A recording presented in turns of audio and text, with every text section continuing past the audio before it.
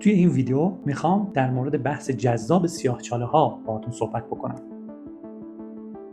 مختصات فضا زمان که ما در اون زندگی میکنیم رو میشه به صورت این صفحه مدرج تصور کرد.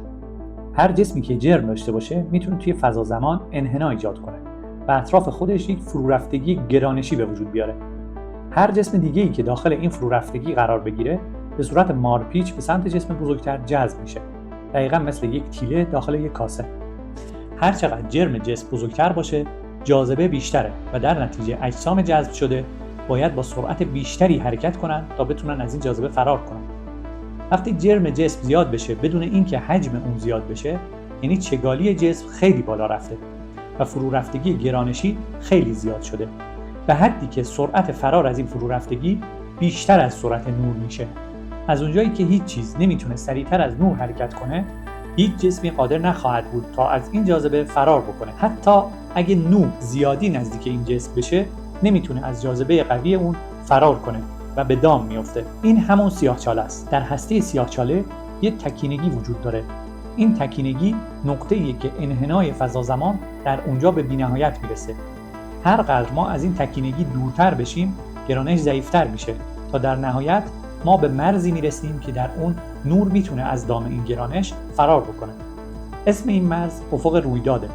هر جسمی خارج از این محدوده میتونه از گرانش سیاه‌چاله فرار بکنه، اما به محض اینکه از افق رویداد رد بشه قطعاً به داخل سیاه‌چاله سقوط خواهد کرد و هیچ راه بازگشتی برای این جسم وجود نداره.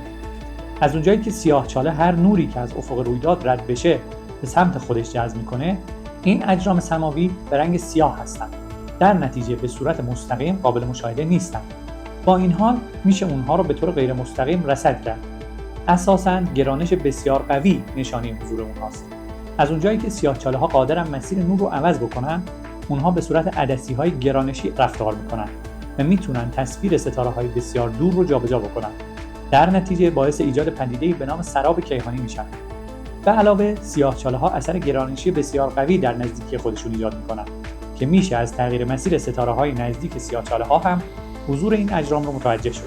سیاه‌چاله‌ها تشعشع مستقیمی از خودشون تولید نمی‌کنن. با این حال اونها باعث ایجاد یک نوع تشعشع غیر مستقیم میشن. در اطراف سیاه‌چاله‌های خاصی اجرام و مواد جذب شده در حال چرخش یک دیسک یا حلقه تشکیل میدن. مواد داخل این حلقه در اثر چرخش با سرعت‌های بسیار بالا داغ میشن. این داغ شدن باعث ایجاد اشعه ایکس و اشعه گاما میشه که امروزه به راحتی میشه اونها رو شناسایی کرد. در جهانی که ما میشناسیم سیاه‌چاله‌هایی با اندازه‌های مختلف وجود دارند. کوچکترین سیاه‌چاله‌ها که سیاه‌چاله‌های ستاره‌ای نامیده میشن در اثر مرگ و درون‌پاشی ستاره‌های بزرگ ایجاد میشن.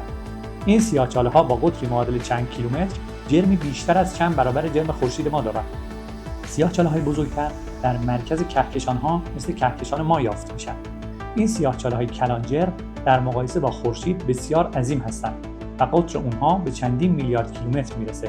مثلا قطر سیاه‌چاله مرکزی کهکشان ما هم اندازه قطر مدار سیاره اورانوس به دور خورشیده. نهایتاً با اینکه سیاه‌چاله‌ها هیچ تشعشعی ندارند، اثرات پیچیده کوانتومی باعث تبخیر بسیار آهسته سیاه‌چاله‌ها و ایجاد یک نوع تشعشع خاص به نام تشعشع هاوکینگ میشه.